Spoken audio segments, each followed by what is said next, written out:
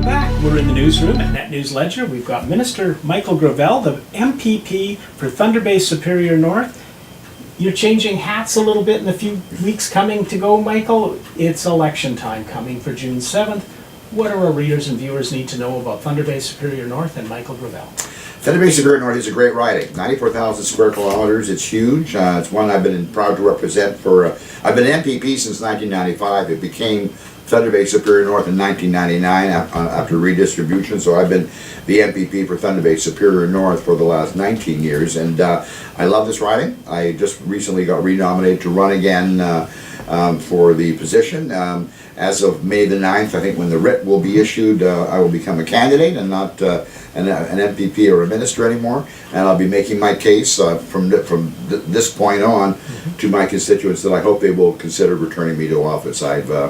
I've worked incredibly hard to represent the interests of my constituents at Queen's Park for all those years, and I feel completely dedicated to this with as much passion and determination as ever. And I think it's even more important that a strong northern voice is there. And I think we're at a critical time in our history in the province, so I want to be that voice, and I hope that my constituents will consider returning me to office.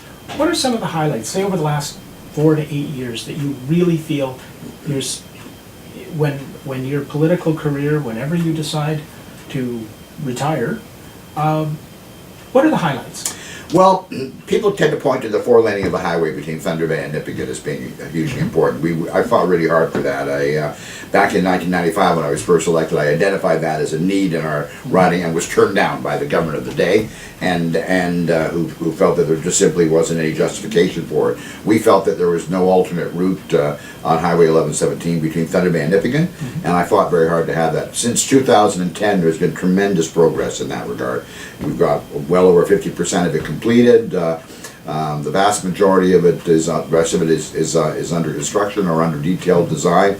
So I think that tends to be the big highlight. It's but from a point of view as an MPP, I'm more, I think, impressed by the fact that what this job is really all about is helping individual constituents. I mean, we get so many constituents that come into our offices with lots of challenges.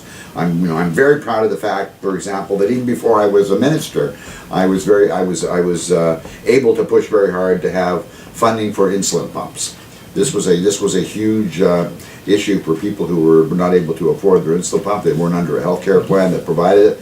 I fought very, very hard with the Minister of Finance at the time, and managed to get that into a budget about 10 years ago. So now those kind of the insulin pump and all the supplies associated with it are now part of the Ontario Health Plan. So that's made a huge difference to people with diabetes, and I feel very touched by the fact that people still today come up to me and talk to me about that and about what a difference that has made in their lives.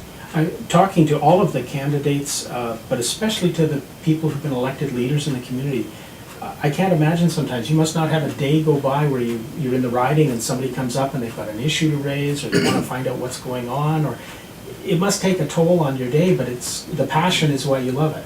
Well, I feel very connected in a personal way to my constituents. I built up a relationship with all of them. Most people know that I've gone through some of my own personal challenges, and got tremendous support when I went through that period of time when I took some time off. But people have been are remarkable, and as I said, this is a riding where you build up a personal relationship with your constituents. So I'm working hard every day. You're right. You go everywhere you go, people stop you and talk to you about various issues they have and concerns they have, and I want to be that voice. I want to be as strong as I can, a strong voice for those people. So it's a tremendous job. It's a more like a mission or a vocation, shall I say, than it is a job. And I think that's how I approach it. And I feel very grateful to have had this opportunity, and I have great respect for the electorate. So I know this is going to be a tough campaign, probably the toughest campaign I've ever run in. But I feel ready for it and ready to go. With that, we'll be having you in hopefully several times between now and June 7th. We're going to be doing politics on NetNewsLedger in a whole new way, and it's going to be really exciting, and I thank you for coming in. I look forward to it, James. Thank you. Thank you. James in the NetNewsLedger newsroom, this is Politics 2.0. Thank you for tuning in.